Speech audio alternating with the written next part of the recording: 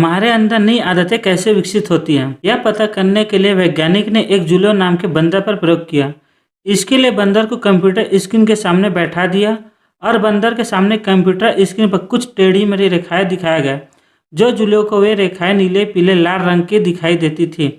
Julio को प्रशिक्षण दिया गया कि उसे जब भी कंप्यूटर स्क्रीन पर ये टेढ़ी मेढ़ी रेखाएं दिखाई दिया जाए तो उसे उसके सामने रखे लीवर को खींच देना है। कमरे के छत पर एक नली लटकाई गई थी जिसका दूसरा सिरा जूलियो के मुंह पर रखा था।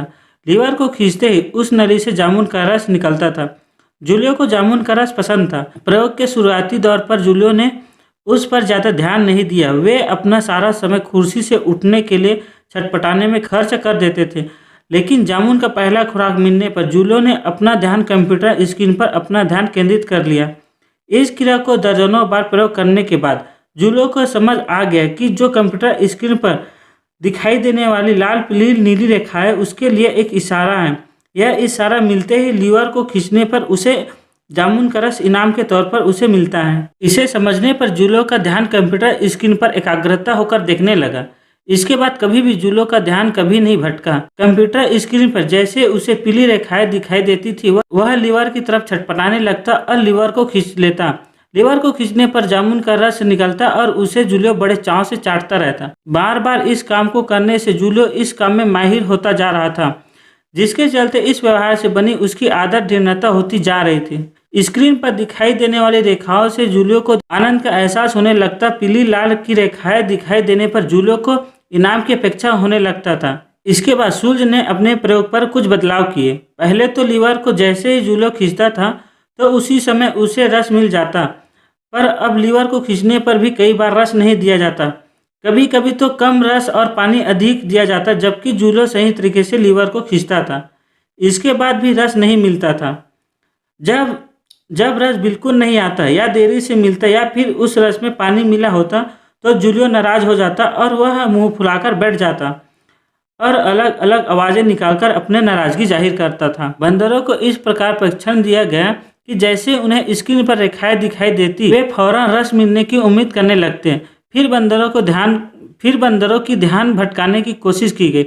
जैसे प्रयोगशाला का दरवाज़ा खुला छोड़ दिया जाता था ताकि बंदर बाहर जाकर अन्य बंदरों के साथ घुल मिल सके। प्रयोगशाला के किसी एक कोने में खाद्य पदार्थ रखे जाते ताकि वे प्रयोग छोड़कर इधर उधर जा सके। बंदरों में यह आदत विकसित नहीं थे, वह तुरंत उस चीज़ पर आकर्षित होकर बाहर चले जाते थे।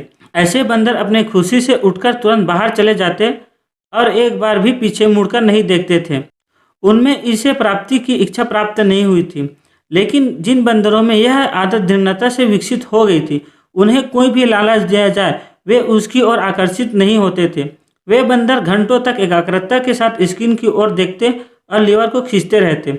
उन पर इनाम की प्राप्ति की उम्मीद और इच्छा वैसे ही हावी थी जैसे किसी जुआरी पर पैसे हारने के बाद फिर से दांव लगाने कर पैसे वापस जीतने की इच्छा हावी होती है। हमारे अंदर नई आदत जो है इस प्रकार से विकसित होती है। इशारा, क्रिया और इनाम को साथ जोड़ा जाता है जिससे आनंद का फंडा सक्रिय हो जाता है।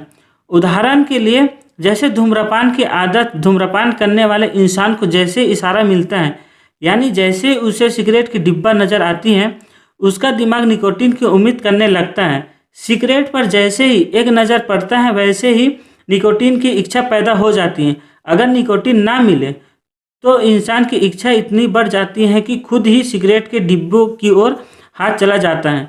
आदत हमारे इच्छा से बनती है, इसलिए इच्छा पैदा करने की तकनीक समझ आने के बाद आदतों को विकसित करना आसान हो जाता है। यह बात 100 साल पहले भी सच थी, आज भी उतनी ही सच है। संसार में करोड़ों लोग केवल सेहतमंद महसूस करने के लिए अपना दांत साफ करते हैं।